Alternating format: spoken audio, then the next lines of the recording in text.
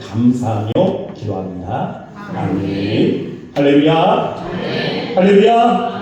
네, 오늘도 이렇게 예배 자리에 나오신 모든 성도님들 환영하고 축복합니다. 자, 우리 옆에 계신 분들에게 함께 인사하면서 시작하도록 하겠습니다. 참 잘 오셨습니다. 사랑합니다. 축복합니다.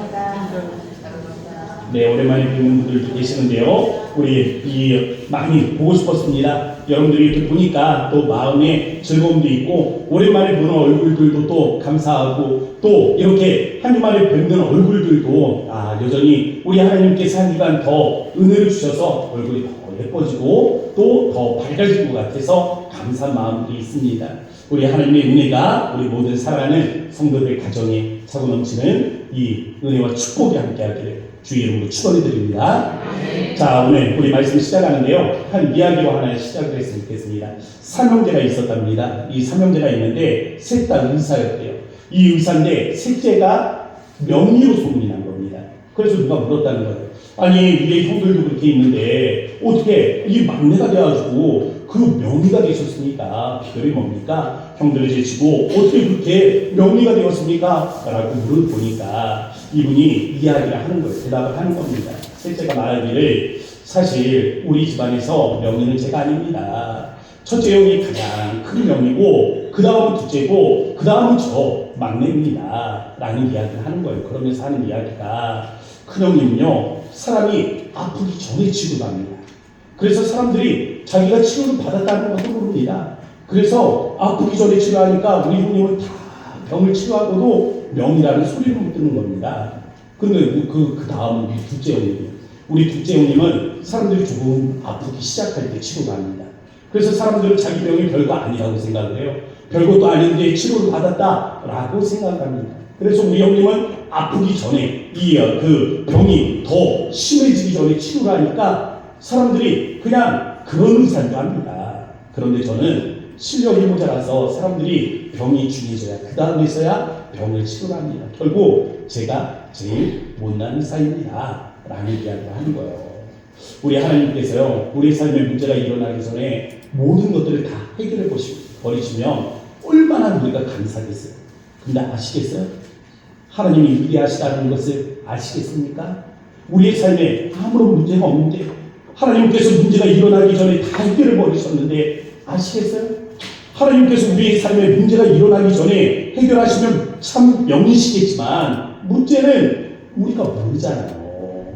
그러니까 하나님께서는 우리의 인생에 고통의 문제들을 이용하시는 겁니다.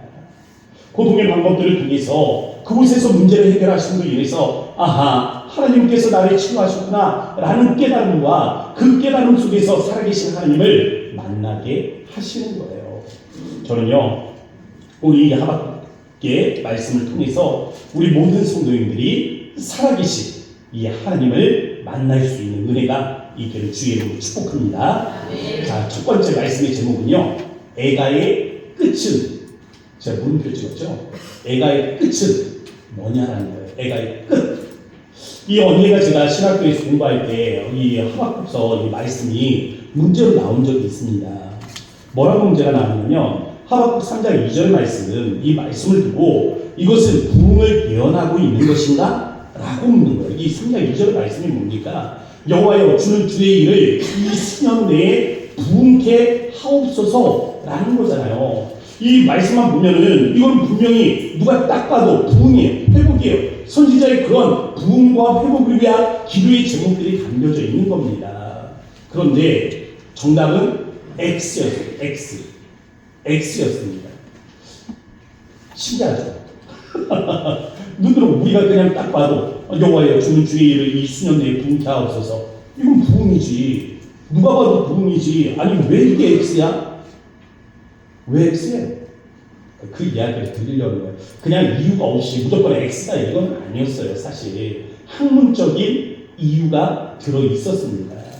1절을 보면 어떤 단어가 나오냐면 시기오노시라는 단어가 나와요.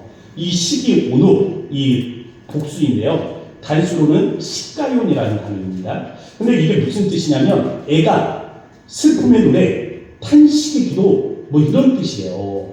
그러니까 시기오노 무엇입니까? 애가들이잖아요. 애가들, 슬픔의 노래들, 탄식의 기도들, 이라는 뜻이요. 탄식에 기도하고 부흥 어때요? 어울려요? 어울리지 않잖아요.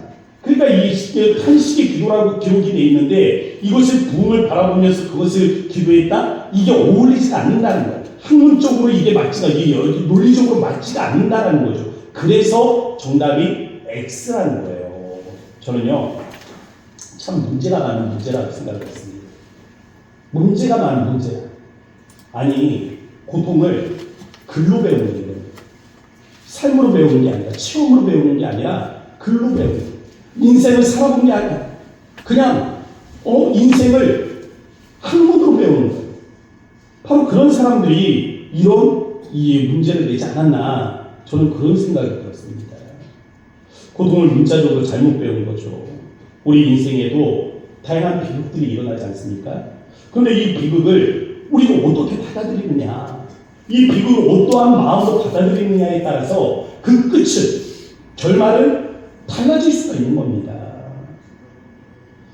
신앙이 없이 이 비극의 문제들을 그냥 받아들이게 되면요, 그 끝은 애가입니다. 절망이에요. 슬픔입니다. 그렇지만 신앙의 눈으로 보면 그 끝은 희망이 되는 거예요. 소망이 되는 것입니다. 그래서 우리가 이 애가를 보면요, 일반적으로 우리가 학문적으로 보면 일반 문학에서는 애가의 끝이 애가가 맞습니다. 그런데 성경에서는 신앙이 들어가잖아요. 특별히 우리 지금 이 새벽마다 시편의 말씀을 보고 있거든요. 이 시편의 말씀을 보면 이 시편에 수많은 애가들이 등장을 하고 있습니다. 탄식의 기도들이 등장을 하고 있어요. 그런데 탄식으로 시작한 기도가 탄식으로 끝나는 법은 없습니다. 왜? 믿음이 들어가 있기 때문에 그런 거예요. 우리와 똑같은 인간으로서 다윗은 인생의 수많은 풍파들을 맞이하게 됩니다. 시편 69편의 말씀이 딱 그런 말씀이에요. 그런데 이 인생의 어느 시점인지는 모릅니다. 수많은 풍파들이 있잖아요. 뭐 광야로 쫓겨가고 압살롬이 난도 있고 뭐 여러 가지 하나님께 심판을 받아주고 뭐 벌도 받게 되고 뭐 인생의 수많은 이 풍파들이 있는데 어느 시점인지는 모르지만 그 시작점에 보면 어떤 어려움에 처해 있는가는 알 수가 있습니다. 시편 69편에 보면 다윗이 말해요. 자기는 깊은 수렁에 빠져 있는 것 같다. 깊은 물에 빠져 있는 것 같다. 깊은 물에 들어가면 어떻습니까? 사방이 시커매면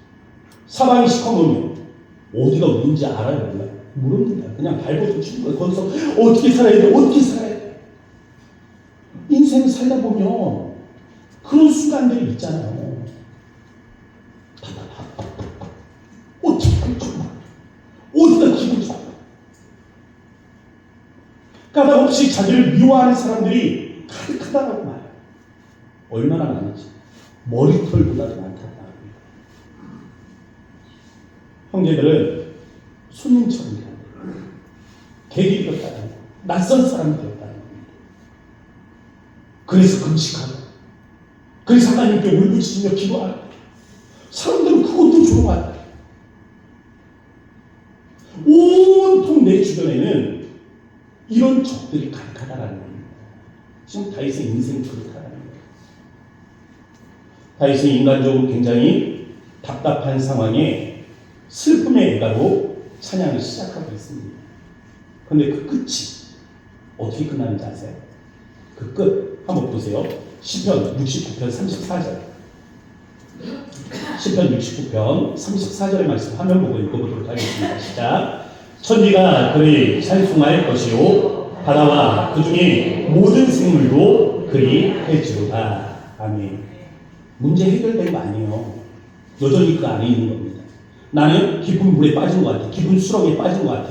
내 주변에 온통 나를 욕하는 사람들, 내 원수들이 내 머리털보다 많아. 이유 없이 까닭 없이 사람들 나를 비난해. 이런 상황이. 그런데 그가 마지막에 천지가 그를 찬송할 것이요 바다와 그 중에 모든 생물도 그리 할지로다 고백합니다. 이 장엄한 찬송시로 마무리하고 있어요. 어떻게 슬픔의 애가가 희망과 소망을 노래하며 하나님을 찬송하는 찬송시로 마무리할 수 있는가? 어떻게 이렇게 마무리할 수 있었을까? 다윗은요 선지자였기 때문에 가능한 거였습니다. 사도행전 2장 30절에 보면 이런 말씀이 있어요. 그는 선지자라. 그가 누군지 아세요? 다윗입니다. 히브리서 11장에 가면 선지자들의 이름이 쭉 열거가 되어 있단 말이에요. 그런데 그 열거된 이름들 중에 보면 누가 있냐면 다윗이 있습니다. 다윗은 선지자적 관점을 가지고 있었다는 거예요. 선지자적 시야를 가지고 있었다는 것입니다. 이 선지자적 시야를 가지고 그가 말씀을 기록하고 있다는 거예요. 시편의 말씀을 기록할 때 그냥 기록한 것이 아니라 바로 이 선지자적 관점을 가지고 기록을 합니다. 그래서 다윗의 시편을 보면 누가 등장합니까? 메시아가 등장해요. 종말의 메시아가 등장을 하고 있습니다. 그 중에 보면 이 시편 69편에 똑같아요. 메시아에 대한 예언의 말씀이 있습니다. 그래서 우리가 사도행전 요한복음 2장에 보면 예수님께서 성전 정화의 작업을 하시거든요. 이 장면을 보면서 사도 요한이 말씀이 응했다고요. 어떤 말씀이 응했다 하냐면 주의 집을 위한 열성이 나를 삼키고 나는 시편 69편의 말씀이 응하였다. 요한이 직접 이렇게 설명을 합니다. 시편 69편 8절 말씀에 보면 이런 말씀이 있어요. 한번 읽어보세요. 다 같이 화면 보고 읽겠습니다. 시작. 내가 나의 형제에게는 객이되고 나의 어머니의 자녀에게는 낯선 사람이 되었나이다. 자 보세요. 예수님의 십자가를 한번 생각을 해보십시오. 예수님의 십자가에 나의 어머니의 자녀가 있죠. 나의 어머니의 자녀. 예수님에게 나의 어머니의 자녀가 누굽니까? 나의 어머니는 누구예요 먼저? 마리아잖아요. 마리아의 자녀는 누굽니까? 바로 예수님의 형제들 아니에요? 예수님의 형제들은 이 예수님의 십자가상에서 어디에 있었습니까? 남이었어요. 그들은 객이었습니다. 낯선이었어요. 예수님을 믿지 않았단 말이에요. 예수님께서 십자가에 못 박혀 죽는 그 순간까지도 예수님의 형제들은 예수님을 믿지 않았어요. 그래서 남이었습니다. 물론 부활하신 예수님을 만나게 돼요. 부활하신 주님을 만나고 난 다음 주의 형제 야고보와 또 그 주의 형제 유다가 교회 안으로 들어오게 되고 핵심적인 역할을 감당하면서 야고보서와 유다서를 기록하게 된 겁니다. 이 말씀이 이렇게 응하고 있다고요. 시편 69편 21절 말씀 한번 보세요. 뭐라고 되어 있습니까? 함께 읽어볼게요. 시작. 그들이 쓸개를 나에게 음식물로 주며 목마를 때에는 초를 마시게 하여 싸우니. 자, 예수님의 십자가상에서 어떤 일들이 있었습니까? 쓸개탄 포도주로. 왜 쓸개탄 포도주를 가져온 거예요? 예수님의 고난 앞에 예수님 희롱하는 거죠. 예수님 조롱하는 거죠. 세상이 그렇게 우리를 비방하고 조롱하려고 한다는 것입니다. 예수님을 십자가상에서 그리 했던 거죠. 왜?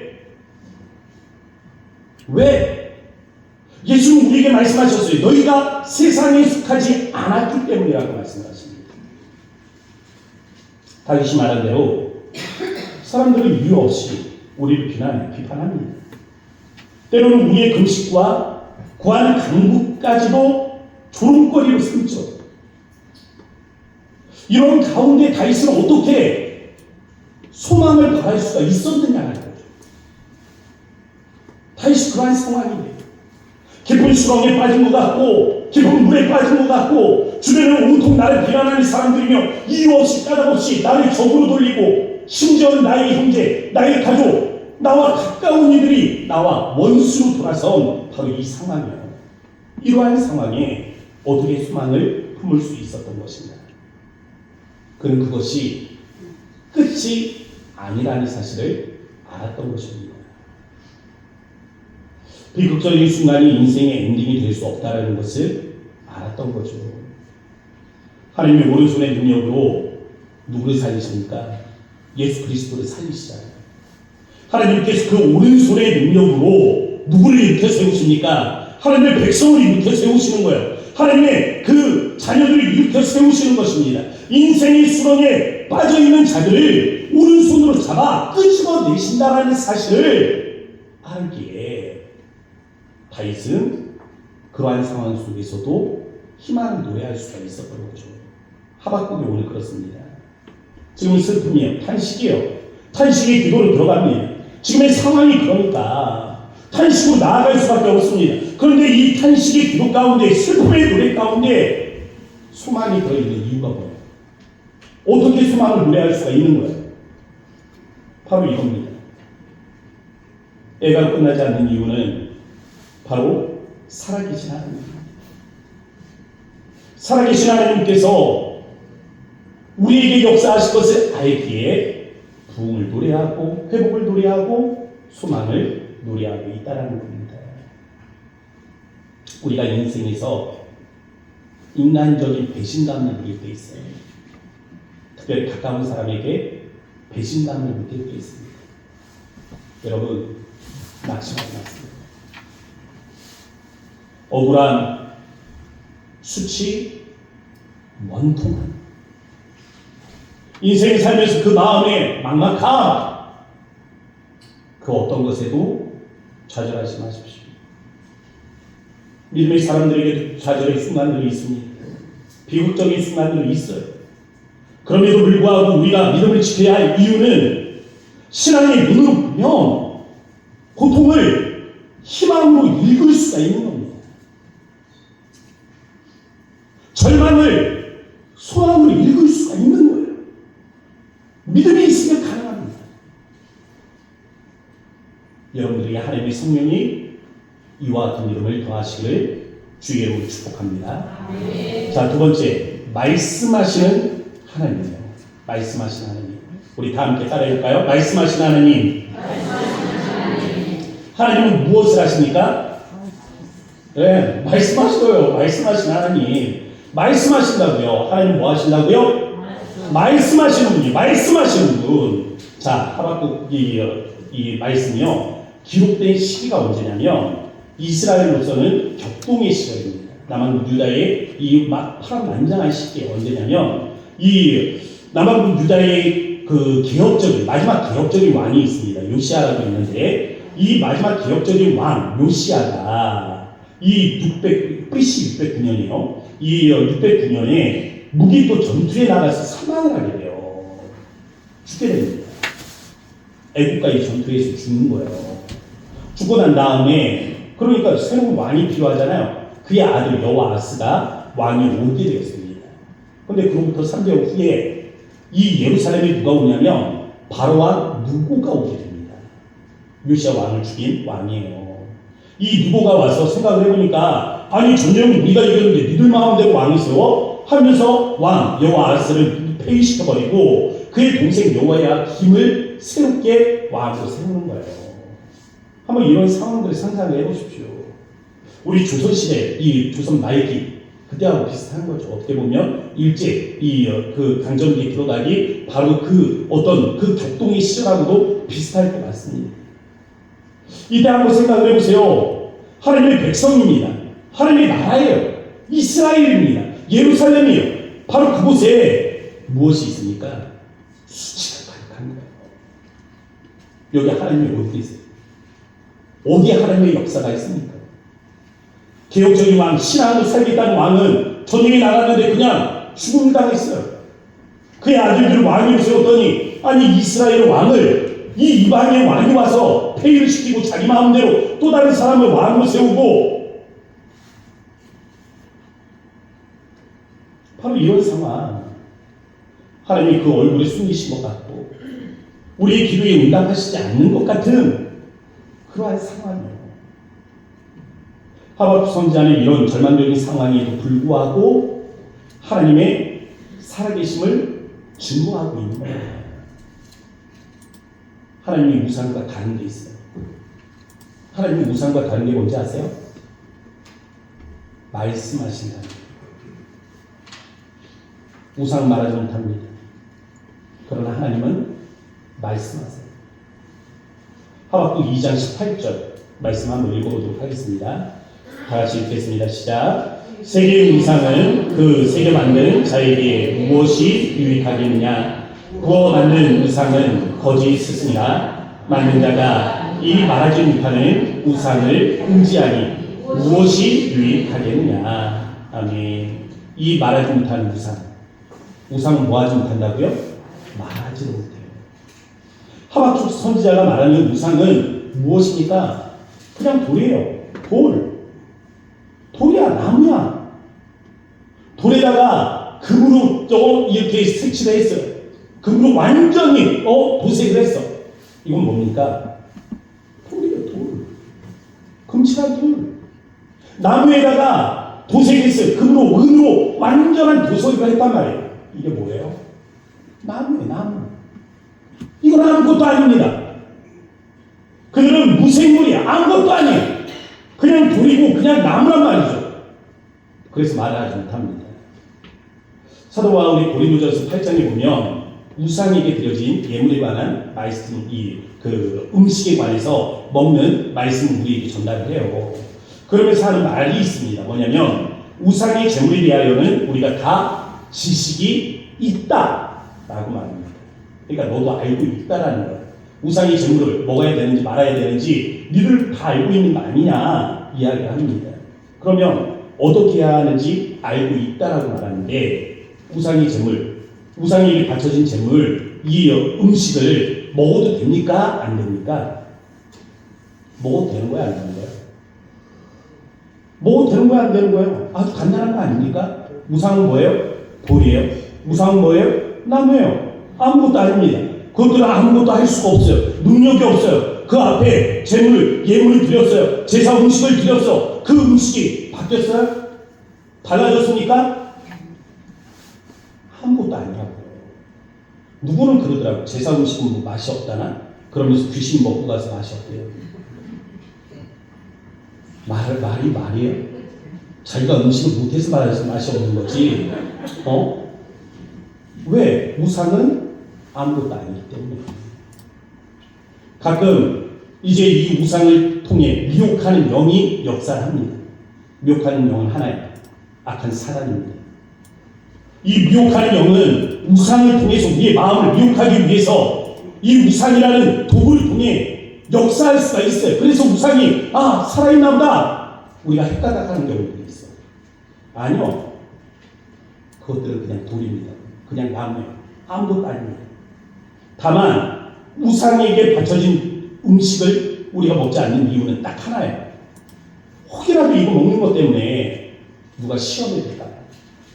다른 사람을 위해서, 덕을 쌓기 위해서. 이거 하나밖에 없습니다.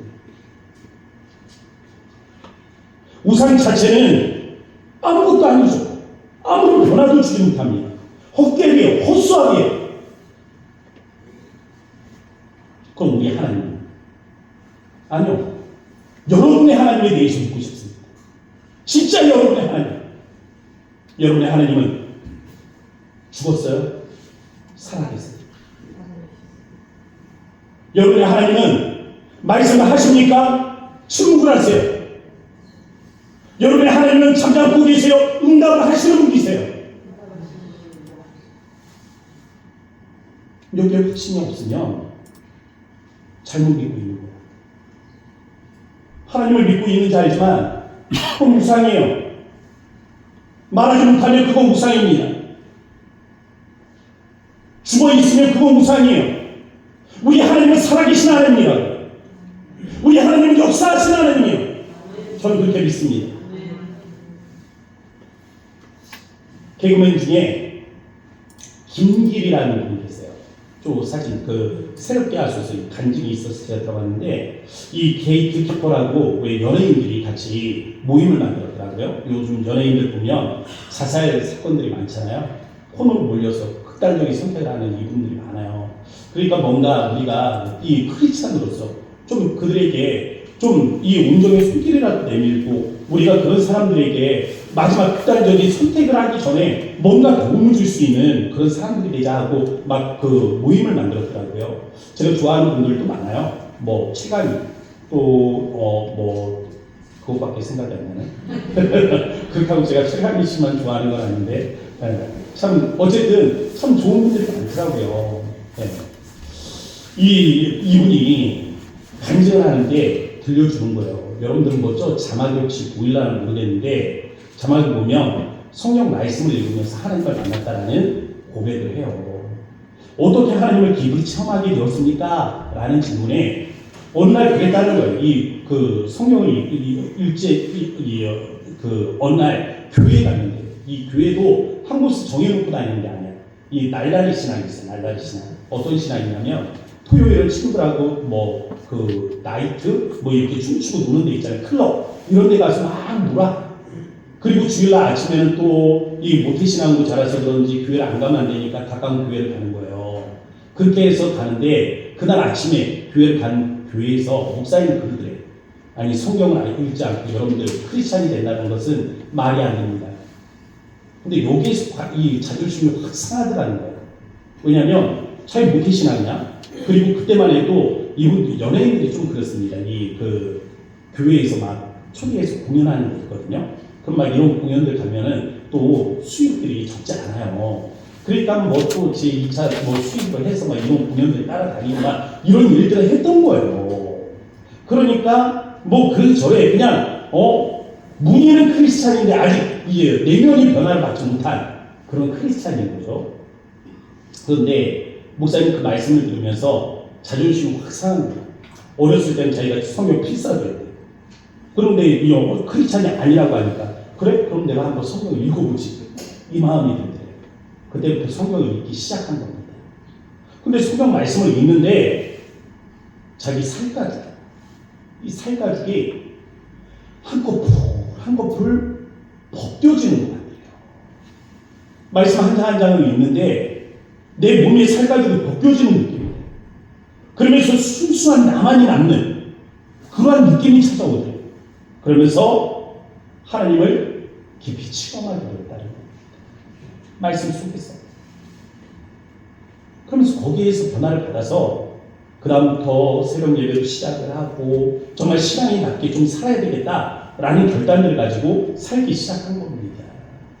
그러던 어느 날이요. 이분이요. 중요한 계약이 있어서 차를 타고 가고 있었답니다. 변화를 받고 난 다음에요. 말씀을 통해서 하나님을 깊이 영적으로 체험하고 난 다음입니다. 또 기도 생활도 이제 조금 이 변화를 받게 되어가지고 차를 타고 가면서도 이 사소한 것들을 다 하나님 앞에 기도하면서 갔대요. 그래서 하나님 오늘 중요한 계약이 있습니다. 하나님 이 계약 저 놓치고 싶지 않아요. 하나님 저에게는 중요한 계약이에요. 하나님께서 역사해 주세요. 하나님 힘을 보태주세요. 하면서 이 기도하면서 가다가 나머지 한 손으로 깊게 뭔지 아시겠어요? 담배를 자기는 못해. 담배를 그렇게 피고 있더래요. 근데 그전에는 사실 몰랐대요. 이 담배를 그냥 기호식품 이러면서 표현을 하더라고요. 그냥 그전에는 좋다 나쁘다 이런 것들을 몰랐대요. 저도 거기에 대해서 정죄하고 싶지는 않습니다. 그런데 자기가 그 순간에 충격을 받았대요. 자기의 모습. 담배 때문이 아니에요. 왠지 아세요? 지금 내 불안, 내 영역을 하나님 앞에 맡기고 있는 중이잖아요. 그런데 그 와중에 또 다른 한 손은 담배 이곳쯤에 내 불안함을 의지하고 있는 거예요. 그러면서 갑자기 번뜩하게 이게 진짜 한 손에는 우상을 섬기고 한 손에는 하나님을 섬기던 그 이스라엘 모습이 이런 거였구나. 충격이 다가오고 그러면서 안 되겠다. 끊어야 되겠다. 그때 끊게 되겠다. 자, 이 간증을 여러분들에게 소개하는 이유가 있어요. 우리가 믿는 하나님은 우상이 아닙니다. 우리가 믿는 하나님은 살아계신 분이세요. 인격적인 분이십니다. 말씀하시는 분이세요. 우리의 마음을 아시고 우리의 삶에 들어와서 행하시는 분이시란 말이에요. 이러한 사실을 굳게 믿으십시오. 세 번째, 하나님의 때가 있다라는 것입니다. 하나님 때. 교회는요, 시간을 이해하는 두 가지 용어가 있다고 예전에도 말씀드린 적이 있어요. 크로노스하고 카이로스입니다.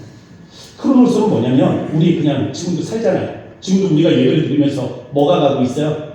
시간 가고 있죠? 우리 군대 가면, 그래, 그래도 좋다. 국방부, 예, 시계는 돌아간다는 거예요. 시간 흘러가는 거, 이 흘러가는 시간. 아침이 되면 뭐가 와요? 점심이 오고, 점심이 오면 저녁이 오고, 봄이 가면 여름, 가을 먼저 와요. 여름 먼저 와야지. 여름 오면, 그 다음, 가을 오면, 겨울 오면, 봄, 또다시. 시간은 그렇게 흘러간다고요. 강물처럼. 시간은 흘러가는 거예요. 흘러가는 거. 이게 무슨 시간입니까? 크로노스의 시간이에요. 그런데, 우리 이 크로노스의 시간 속에 카이로스가 있습니다. 이 카이로스는 뭐냐면, 하나님이 정하신, 하나님이 계획하신, 하나님이 특별히 정하신 때가 있다는 거예요. 어느 시점이 있다는 것입니다. 하나님의 뜻이 있는 아주 특별한 시간. 예를 들면 이 정도죠. 때가 참에 누가 오셨습니까? 예수 그리스도께서 이 땅에 오셨죠. 때가 참. 우리는 일상을 살아가고 있습니다. 인류의 역사는 흘러가고 있단 말이에요. 역사의 시간들은 흘러가고 있어요. 그런데 하나님께서는 어느 때를 정하신 것이죠. 이 세계에 수많은 희노의 애락이 흘러가고 역사의 시간들이 흘러가던 중 하나님이 정하신 그 때가 되니까 누가 오셨다고요? 예수 그리스도가 성육신에 오셨다는 겁니다. 그럼 성육신하신 예수님께서 이 땅에 오셔서 크로노스의 시간을 살아가시잖아요. 제자들과 함께 일상을 살아가시잖아요. 예수님 계시니까, 예수님 계신 곳에도 제자들이 함께 하니까 아침이 오면 점심이 오고, 점심이 오면 저녁이 오고, 봄이 가면 여름이 오고, 여름이 가면 겨울이 오고, 그러니까 가을이 오고, 한 거 아니에요. 그 시간들이 흘러가고 있잖아요. 이 크로노스의 시간들을 살고 계시단 말이에요. 이 일상을 살아가고 있단 말이죠. 그런데, 유대인들입니다, 유대인들. 이 유대인들이 예수님을 죽이려고 합니다. 모의하기를 시작해요. 요한복음에 보면 유대인들이 예수님을 죽이려고 모의하기 시작하는데 예수님께서 어떻게 하세요? 유대 땅을 떠나가십니다. 왜 유대 땅을 떠나가신 거예요? 때가 이르지 아니하였기 때문에. 때가 이르지 아니하였기 때문에. 때는 언제예요? 하나님의 정하신 때죠. 크로노스의 시간입니다. 우리는 이처럼 일상의 시간을 살아가는 존재들이라는 거예요. 거기에는 많은 희노애락이 있습니다. 하나님은 우리의 일상을 바라보고 계세요. 근데 그냥 바라보고 계시는 게 아니에요. 말씀하신 하나님은, 살아계신 하나님은, 우리에게 반응하신 하나님은 때를 정하신다니까요. 뜻을 정하신다고. 때를 정하고 뜻을 정하여 그 때를 기다리고 계시는 겁니다. 우리 일상이 지나가죠. 이 일상 속에서 우리는 고난을 인내하게 합니다. 또 좋은 일들이 있으면 그 일들에 우리가 은혜에 감사하면서 살기도 하죠. 또 소망에 대한 기대의 마음을 품고 우리는 이 일상들을 그냥 살아가는 겁니다. 일상들을 살아가는데 그때 하나님의 정하신 때가 있단 말이에요. 우리의 일상이 이 때를 만나는 그 지점이 있죠. 이 지점에 이르게 되면 하나님의 놀라운 은혜를 경험하게 되는 겁니다. 바울은 이 크로노스의 시간까지 우리가 잘 인내하도록 우리에게 말씀해 주고 있어요. 갈라디아서 6장 9절 말씀 우리 화면으로 함께 읽겠습니다. 시작. 우리가 선을 행하되 낙심하지 말지니 포기하지 아니하며 때가 이르매 거두리라. 아멘. 우리가 낙심하지 말고 우리가 포기하지 않으면 뭐가 있는 거예요? 때가 있는 때. 하나님의 때가 있는 거예요. 이 때가 이르면 그때 거두게 되는 거예요. 하박국 선지자는 지금 이걸 보고 있는 거죠. 그때 하나님의 때. 지금은 온 나라가 뒤집혀진 이 기가 막힌 이 참담한 상황이지만 하나님이 정하신 때 그 카이로스의 시간 그때가 임하게 되면 하나님 온 세상에 사람들이 하나님을 인정하고 그분의 영광이 온 세계에 충만하게 될 것을 마치 우리 바다를 덮은 것 같은 주님의 영광이 도래하는 은혜의 날이 임할 것을 지금 하박국 선지자는 바라보고 있는 겁니다. 그래서 고통받는 성도에게 필요한 것은 인내입니다. 어떻게 하박국 선지자는 절망 중의 희망을, 낭만 중에 이 희망을 누려할 수 있었을까? 무화과 나뭇잎이 말라버렸고 외양간에 송아지가 없고 우리의 양떼가 없고 논밭의 식물들은 말라버리고 감람나무에서는 열매가 나오질 않는데 여러분 이런 상황에서 진짜로 이런 상황에서 진짜로 살아계신 하나님을 믿으실 수 있겠습니까? 이건 현실이에요. 하박국 선지자에게 현실이라고 이건 진짜라고요. 건강이 없고 물질이 없고 재산이 없고 당장에 이루어갈 양식이 없는 이러한 현실 앞에 그럼에도 살아계신 하나님을 여러분 믿으실 수 있겠습니까? 어떻게 그 하나님에 대한 믿음을 우리가 지킬 수 있겠어요? 이 비극적인 상황 속에서 하나님에 대한 살아계신 하나님에 대한 우리의 믿음을 지키기 위해서는 두 가지를 기억해야 하는 겁니다. 그분에게는 정하신 그 때가 있다. 그리고 그분은 그 때에 대해서 말씀하신다. 우리가 간구할 때 우리 하나님께서 어떤 방법으로든 여러분들에게 말씀을 주실 거예요. 그때에 대해서. 그때에 대해서.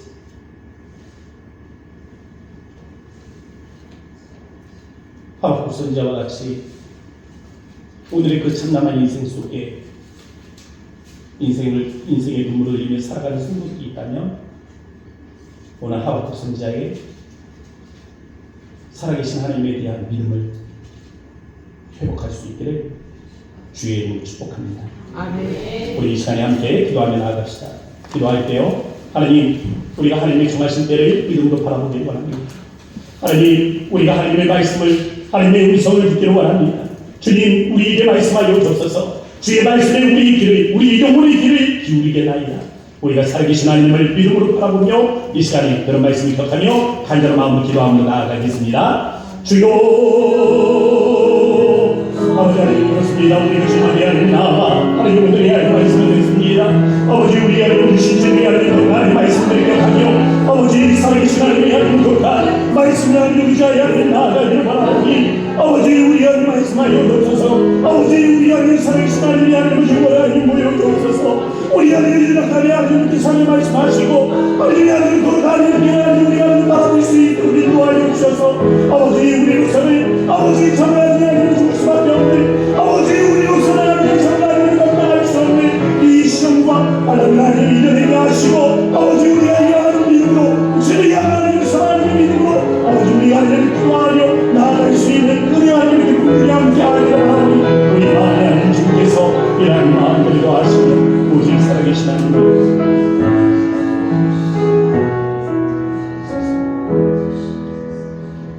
거룩하신 아버지 하나님 감사합니다.